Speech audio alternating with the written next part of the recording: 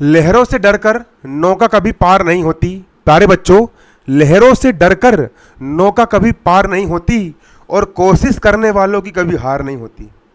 प्यारे बच्चों, अगर आपके दिल में एक जिद है, जोश है, जुनून है कि हम पढ़ेंगे और पढ़ करके हम टॉप करके दिखाएंगे, हम फर्स्ट आकर के दिखाएंगे, हम कलेक्टर बन के, एसपी बन के, डीएसपी बन के दिखाएंगे, और अगर आप मेहनत करना जानते हो, आप कोशिश करना जानते हो, तो प्यारे बच्चों आप दुनिया जीत जाओगे, आप दुनिया का इतिहास बदल दोगे। प्यारे बच्चों, इतिहास बदल दोगे। इसलिए अपने अंदर जिद पैदा करो, जुनून पैदा करो कि हम पढ़ेंगे, खूब मेहनत से पढ़ेंगे, बिल्कुल जान लगा देंगे, दिन रात एक कर देंगे और खुद का नाम, माता पिता का नाम और पूरे देश का नाम रोशन करेंगे। हम जिंदगी में कुछ बड़ा इंसान बन के दिखाएंगे। तो प्यारे बच्चों, इसी के साथ हम शुरुआत करते हैं क्लास 9th की न्यू एनसीईआरटी गंगा। ठीक है, क्लास 9th की न्यू एनसीईआरटी गंगा, इसका सेकेंड चैप्टर क्या लिखूं, क्या लिखूं, ये हम शुरू करने जा रहे हैं प्यारे बच्चों। और ये जो चैप्टर है क्या लिखूं, इसका हम समरी नहीं देखेंगे, इसका हम पूरा डीप पढ़ेंगे, डेप्थ में घुस के पढ़ेंगे। जब तक हम एक एक चीज को बिल्कुल बारीकी से समझ ना ले, साहित्यिक हिंदी को हम समझ ना ले, हम जीवन में टॉपर कैसे बन पाएंगे। तो हम पूरा समझने वाले, इस पार्ट को हम पूरा डीप स्टडी करके पढ़ेंगे, बारीकी से पूरा पार्ट हम पढ़ेंगे, समझेंगे। आपको बस हाथ बांध करके बैठ जाना है और आपको ध्यान से सुनना है। ठीक है ना, हिंदी हम पूरा बारीकी समझेंगे। इस वीडियो को देखने के बाद आपको आंसर क्वेश्चन याद करने में बहुत आसानी जाएगी और आपको हिंदी के मैं बिल्कुल डेप्थ में घुस करके पढ़ाऊंगा। तो पार्ट शुरू करने से पहले प्यारे बच्चों, यहां पर हम जान लेंगे कि इनको लिखा किसने है। तो इस पार्ट को लिखा है पद्मलाल पुन्नालाल बख्शी जी ने। ठीक है, कई बार ऑब्जेक्टिव में पूछ लिया जाता है कि पद्मलाल पुन्नालाल बख्शी जी का जीवन परिचय लिखिए। कई बार सही जोड़ी में भी आ जाता है कि क्या लिखूं, पाठ किसने लिखा है, तो पद्मलाल पुन्नालाल बख्शी जी ने लिखा है। याद कर लो, अभी याद करो। ठीक है, सही जोड़ी में आता है, ऑब्जेक्टिव पूछ लेता है कि पद्मलाल पुन्नालाल बख्शी जी ने कौन सा पाठ लिखा है, सही जोड़ी मिलाइए। तो आपको क्या लिखना पड़ेगा, क्या लिखूं। ठीक है, क्या लिखूं के राइटर कौन है, पद्मलाल पुन्नालाल बख्शी जी है। अब मेन चीज देख लोगे, कुछ कुछ यहां पर ऑब्जेक्टिव में पूछ लिया जाता है। पद्मलाल पुन्नालाल बख्शी जी का जन्म 1984 में खैरागढ़ राजनंदन गांव छत्तीसगढ़ में हुआ था। ठीक है, नॉर्मल चीज, इनकी दो रचनाएं याद कर लो। कई बार पेपर में आ जाता है, पेपर में पूछ लिया जाता है कि पद्मलाल पुन्नालाल बख्शी जी की दो रचनाएं लिखी है।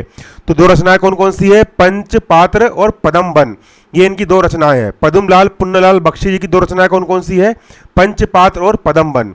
पंचपात्र और पदमबन, ये दो रचनाएं पद्मलाल पुन्नालाल बख्शी जी की है। कौन कौन सी, पंचपात्र और पदमबन। कोई भी दो रचनाएं आपको इनकी याद कर लेना है। ठीक है, इसके बाद आप यहां पर देख सकते हो, यहां पर आप देख सकते हो क्या लिखूं वाला चैप्टर यहां पर हम पढ़ने वाले हैं। हम इसको शुरू करेंगे प्यारे बच्चों।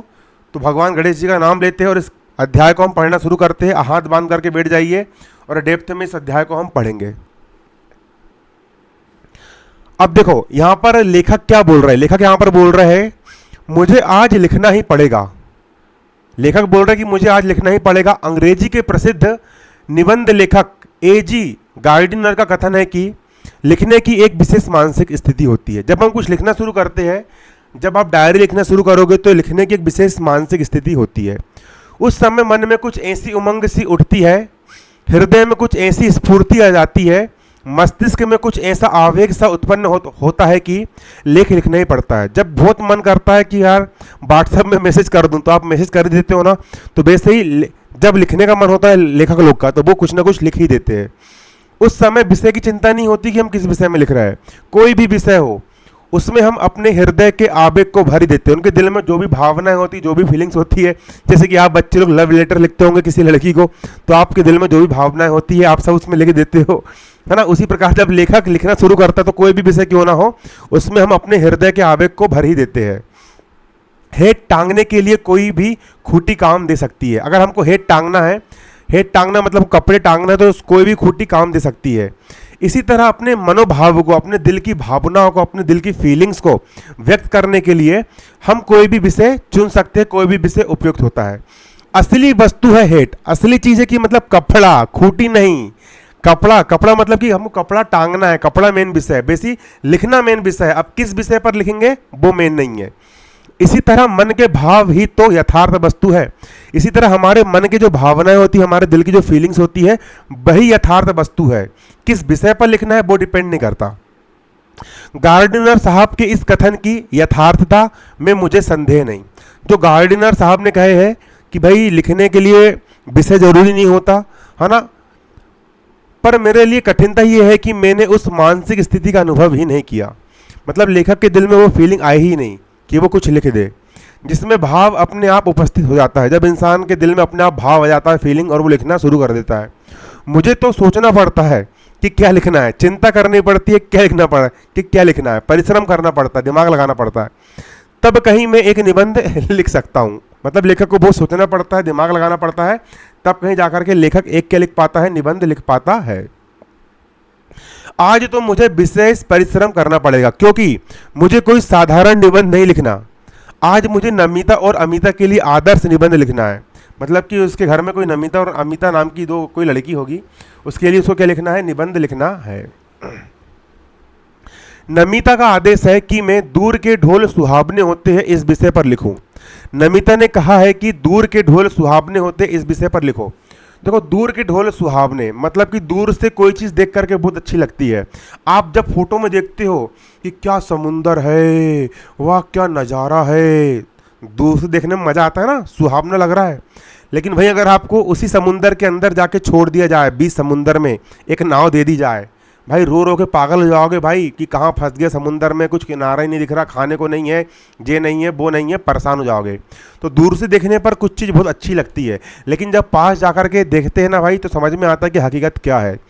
दूर से देखने पर कुछ लोग बहुत अच्छे लगते हैं, लेकिन पास जाकर के उनकी असलियत समझ में आती है। इस विषय पर लिखना है। अमिता का आग्रह है कि मैं समाज सुधार पर लिखूं। अमिता क्या कहना चाह रही है? अमिता कहना चाह रही है कि मैं समाज सुधार के ऊपर लिखूं। ये दोनों ही विषय परीक्षा में आ चुके हैं, नमिता और अमिता की, और उन दोनों पर आदर्श निबंध लिखकर मुझे उन दोनों को निबंध रचना का रहस्य समझाना पड़ेगा। अब कभी बोल रहा है, लेखक बोल रहे हैं पद्मलाल पुन्नलाल बख्शी जी कि मुझे इनको निबंध लिख करके बताना पड़ेगा। तो दूर के ढोल सुहावने अवश्य होते हैं। जो दूर से दिखता है ना भाई, वो सच में बहुत सुहावना होता है, पर क्या वे इतने सुहावने होते हैं कि उन पर 5 पेज लिखा जा सके? क्या दूर के ढोल पर 5 पेज लिखा जा सकता है? इसी प्रकार जिस समाज सुधार की चर्चा अनादिकाल से लेकर आज तक होती आ रही है, समाज सुधार के बारे में, और जिसके संबंध में बड़े बड़े विज्ञों में भी विरोध है, उसको मैं 5 पेज में कैसे लिख दूं? मैंने सोचा कि सबसे पहले निबंध शास्त्र के आचार्यों की सम्मति जान लूं। पहले यह तो समझ लो कि आदर्श निबंध है क्या और आदर्श निबंध लिखा कैसे जाता है, तब फिर मैं विषय की चिंता करूंगा कि भाई मुझे 2 विषय पर लिखना है, किस विषय पर लिखना है। इसलिए मैंने निबंध शास्त्र के कई आचार्यों की रचनाएं देखी। एक विद्वान का कथन है कि निबंध छोटा होना चाहिए। छोटा निबंध बड़े की अपेक्षा अधिक अच्छा होता है, क्योंकि बड़े निबंध में रचना की सुंदरता नहीं रह सकती। इस कथन को मान लेना ही मेरा लाभ है। मुझे छोटा ही निबंध लिखना है, बड़ा नहीं। पर लिखूं कैसे भाई? ये निबंध में लिखूं कैसे? लेखक बोल रहे हैं कि निबंध लिखूं कैसे। निबंध शास्त्र के उन्हीं आचार्य महोदय का कथन है कि निबंध के 2 प्रधान अंग होते हैं। एक होती है सामग्री और दूसरी होती है शैली। पहले तो मुझे निबंध की सामग्री एकत्र करना होगा, विचार समूह संचित करना होगा कि विचारधारा क्या है। इसके लिए मुझे मनन करना होगा, मतलब कि सोचना पड़ेगा कि भाई मुझे क्या लिखना है, कैसे लिखना है। यह तो सच है कि जिसने जिस विषय का अच्छा अध्ययन किया है उसके मस्तिष्क में उस विषय के विचार आते हैं, पर यह कौन जानता था कि दूर के ढोल सुहावने पर भी निबंध लिखने की आवश्यकता होगी। यदि यह बात पहले से ज्ञात होती तो पुस्तकालय में जाकर इस विषय का अनुसंधान कर लेता, पर अब समय नहीं है। मुझे तो यही बैठकर 2 घंटे में दो निबंध तैयार कर देने होंगे। यहाँ ना तो विश्वकोश है, न लाइब्रेरी है, और ना कोई ऐसा ग्रंथ जिसमें इन विषयों की सामग्री उपलब्ध हो सके। लेखक बोल रहे हैं कि यहाँ पर ऐसा कोई ग्रंथ भी नहीं है जहाँ पर ये विषय की सामग्री उपलब्ध हो सके। अब तो मुझे अपने ही ज्ञान पर विश्वास कर लिखना होगा। अब लेखक बोलते हैं कि अब मेरे अंदर जितना ज्ञान है, मेरे अंदर जितना दिमाग है, उसी ज्ञान का इस्तेमाल करके मुझे इन विषयों पर निबंध लिखना होगा। विज्ञों का कथन है कि निबंध लिखने से पहले उसकी रूपरेखा बना लेनी चाहिए। विद्वानों ने कहा है कि कोई भी निबंध लिख रहा है तो उससे पहले उसकी रूपरेखा बना लो। अतः सबसे पहले मुझे दूर के ढोल सुहावने की रूपरेखा बनानी है। मैं सोच ही नहीं सकता कि इस विषय की कैसी रूपरेखा है। निबंध लिख लेने के बाद मैं उसका सारांश कुछ ही वाक्यों में भला कैसे लिख दूं, पर निबंध लिखने से पहले उसका सार 10-5 शब्दों में कैसा लिखा जाए? क्या सचमुच हिंदी के सब विज्ञ विज्ञ मतलब विद्वान लेखक अपने अपने निबंधों के लिए रूपरेखा तैयार कर लेते हैं? एजी गार्डिनर को तो अपने लेखों का शीर्षक बनाने में ही सबसे अधिक कठिनाई होती है। उन्होंने लिखा कि मैं लेख लिख लेता हूं, पर शीर्षक क्या देना है, इसका टाइटल क्या देखना है, उसका भार मैं अपने मित्रों पर छोड़ देता हूं। उन्होंने यह भी लिखा कि शेक्सपियर को भी नाटक लिखने में उतनी कठिनाई नहीं होती जितना कि नाटकों के नामकरण में होती है, कि नाटक का नाम क्या लिखना है। तभी तो घबराकर नाम ना रख सकने के कारण उन्होंने अपने एक नाटक का नाम रखा, जैसा तुम चाहो। जैसा तुम चाहो वो नाटक का नाम रख दो ना, इसलिए मुझसे तो रूपरेखा तैयार ना होगी। अब मुझे शैली निश्चित करनी है। आचार्य महोदय का कथन है कि भाषा में प्रभाव होना चाहिए, कि पढ़ने वाला इंसान पढ़ते पढ़ते बिल्कुल उस भाषा में बह जाए। इसके लिए वाक्य छोटे छोटे हो पर एक दूसरे से संबद्ध हो। यह तो बिल्कुल ठीक है, मैं छोटे छोटे वाक्य अच्छी तरह लिख लेता हूं, पर मैं हूं मास्टर। अपनी विद्वता का प्रदर्शन करने के लिए, अपना गौरव स्थापित करने के लिए यह आवश्यक है कि वाक्य कम से कम आधे पृष्ठ में समाप्त हो। आधे पृष्ठ का वाक्य लिखो। बागवट्टे ने कादंबरी में ऐसे ही वाक्य लिखे हैं। वाक्यों में अस्पष्टता भी चाहिए, क्योंकि यह अस्पष्टता दुर्बोध्यता गांभीर्य ला देती है, पढ़ने वाला गंभीर हो जाता है। इसलिए संस्कृत के प्रसिद्ध कवि श्रीहर्ष ने जानबूझकर अपने काव्य में ऐसी गुत्थियां डाल दी है जो अज्ञों से ना सुलझ सके, और सेनापति ने भी अपनी कविता दुर्बोध कर दी है। तभी तो अलंकारों, मुहावरों और लोकोक्तियां का समावेश भी निबंधों के लिए आवश्यक बताया जाता है। तब क्या किया जाए? अंग्रेजी के निबंधकारों ने एक दूसरी ही पद्धति को अपनाया है। उनके निबंध इन आचार्यों की कसौटी पर भले ही खरे सिद्ध ना हो, पर अंग्रेजी साहित्य में उनका मान अवश्य है। उस पद्धति के जन्मदाता मार्टिन समझे जाते हैं। उन्होंने स्वयं जो कुछ देखा, सुना और अनुभव किया, उसी को अपने निबंधों में लिपिबद्ध कर दिया। ऐसे निबंधों की सबसे बड़ी विशेषता यह है कि वे मन की स्वच्छंद रचनाएं हैं। उनमें ना कवि की उदात्त कल्पना होती है, उन निबंधों में ना आख्यायिका लेखक की सूक्ष्म दृष्टि और ना विज्ञों की गंभीर तर्कपूर्ण विवेचना। जो अंग्रेजी के लेखक होते हैं वो कुछ भी लिख देते हैं। उनमें लेखक की सच्ची सहानुभूति होती है, उनके फीलिंग्स होती है, उनमें उनके सच्चे भावों की सच्ची अभिव्यक्ति होती है, उनमें उसका उल्लास रहता है। ये निबंध तो उस मानसिक स्थिति में लिखे जाते हैं जिसमें ना ज्ञान की गरिमा रहती है और ना कल्पना की महिमा, जिसमें जीवन का गौरव भूलकर हम अपने में ही लीन हो जाते हैं और तब कुछ रचना बनती है जिससे हम संसार को अपनी ही दृष्टि से देखते हैं और अपने ही भावों से ग्रहण करते हैं। तब इस पद्धति का अनुसरण कर मैं भी क्यों ना निबंध लिखूं, मतलब कि जो दिल में आए वो लिख दिया जाए। पर मुझे तो 2 निबंध लिखने होंगे। मुझे अमीर खुसरो की एक कहानी याद आई। एक बार प्यास लगने पर वे एक कुएं के पास पहुंचे। वहां 4 औरतें पानी भर रही थी। पानी मांगने पर पहले उनमें से एक ने खीर पर कविता सुनने की इच्छा प्रकट की, है ना। जब लेखक उनके पास पहुंचे, अमीर खुसरो लेखक के पास पहुंचे, वो औरत लोग के पास पहुंचे और बोले कि हमको पानी पिलाओ। तो उन औरतों ने अमीर खुसरो को बोली कि पहले खीर के ऊपर एक कविता सुनाओ करके।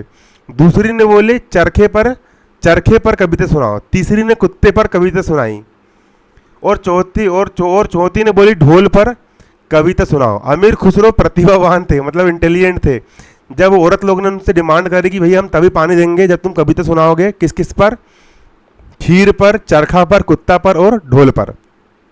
तो उन्होंने एक ही पद में चारों की इच्छा पूर्ति कर दी। उन्होंने कहा खीर पकाई जतन से चरखा दिया चला, खीर जतन से पकाई चरखा दिया चला, आया कुत्ता खा गया तू बैठी ढोल बजा। मतलब तुमने खीर पकाई जतन से और चरखा चला दिया गया और कुत्ता आके खीर खा गया और तू बैठ करके ढोल बजाते हैं। अमीर खुसरो की प्रतिभा नहीं है, पर उनकी इस पद्धति को स्वीकार करने से मेरी कठिनाई आधी रह जाती है।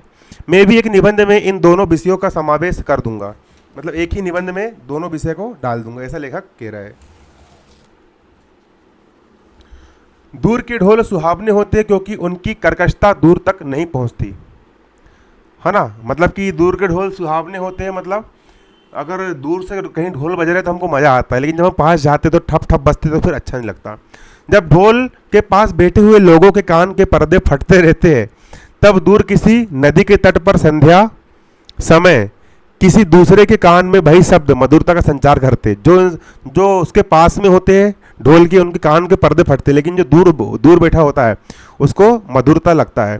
ढोल के उन्हीं शब्दों को सुनकर वह अपने हृदय में किसी विवाहोत्सव का चित्र अंकित कर लेता है। इंसान सोचता है कि यार ढोल बज रहा है, मतलब किसी की शादी होती होगी।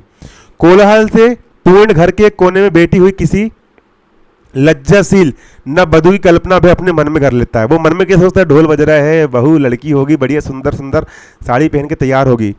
उस नववधु के प्रेम, उल्लास, संकोच और आशंका और विश्वास से युक्त हृदय के कंपन ढोल की कर्कश ध्वनि को मधुर बना देते हैं। सच तो यह है कि ढोल की ध्वनि समय के साथ आनंद का कलरव, उत्सव का प्रमोद और प्रेम का संगीत, ये तीनों मिले रहते हैं।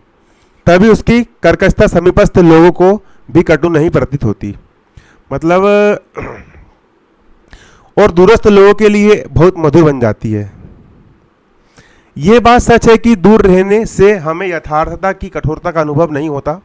यही कारण है कि जो तरुण संसार के जीवन संग्राम से दूर है उन्हें संसार का चित्र बड़ा ही मनमोहक प्रतीत होता है। जो वृद्ध हो गए, जो अपनी बाल्यावस्था और तरुणावस्था से दूर आए, उन्हें अपने अतीत काल की स्मृति बड़ी सुखद लगती है। आप लोगों ने भी सोचे होंगे जब हम क्लास 8th में कब 9th में जाएंगे, लेकिन अब 9th में आ गए तो भाई अब तुमको पता चलेगा 9th क्या होती है। वे अतीत का ही स्वप्न देखते हैं। तरुणों के लिए जैसे भविष्य उज्जवल होता है, तरुणों मतलब कि जो बच्चे अभी बड़े हो रहे हैं उनके लिए जैसे कि भविष्य उज्जवल होता है, वैसी वृद्धों के लिए अतीत, वैसी बुढ़े लोग सोचते हैं कि काश मैं अतीत में फिर से चला जाता।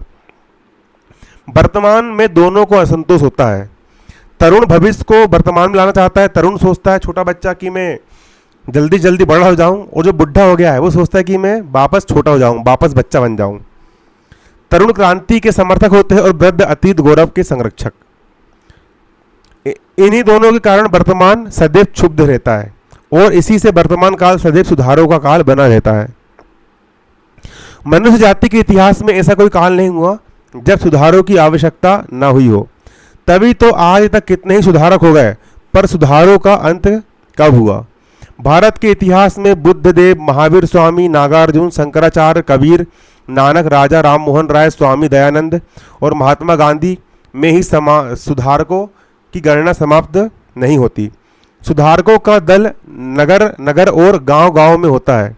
यह सच है कि जीवन में नए नए दोष उत्पन्न होते जाते हैं और नए नए सुधार हो जाते हैं। ना तो दोषों का अंत होता है और न सुधारों का। जो भी सुधार थे वही आज दोष हो गए और उन सुधारों का फिर नव सुधार किया जाता है, तभी तो यह जीवन प्रगतिशील माना गया है। इसका मतलब यह है कि आज जो चीज़ हमको गलत लग रही है हम उसको ठीक करने जाते हैं, ठीक करने के बाद फिर हम सोचते हैं कि यार ये फिर गलत हो गया। हिंदी में प्रगतिशील साहित्य का निर्माण हो रहा है। उसके निर्माता ये समझ रहे हैं कि उनके साहित्य में भविष्य का गौरव नहीं था, पर कुछ समय बाद उनका यह साहित्य अतीत का स्मारक हो जाएगा और आज जो तरुण है वही वृद्ध होकर अतीत के गौरव का स्वप्न देखेंगे। उनके स्थान में तरुणों को फिर दूसरा दल आएगा जो भविष्य में भविष्य का स्वप्न देखेगा, और दोनों के ही स्वप्न सुखद होते हैं क्योंकि दूर के ढोल सुहावने होते हैं। पाठ हो गया खत्म। अब इसका हम अभ्यास समझेंगे। अभ्यास प्यारे बच्चों अगले वीडियो में देखेंगे इसका हम।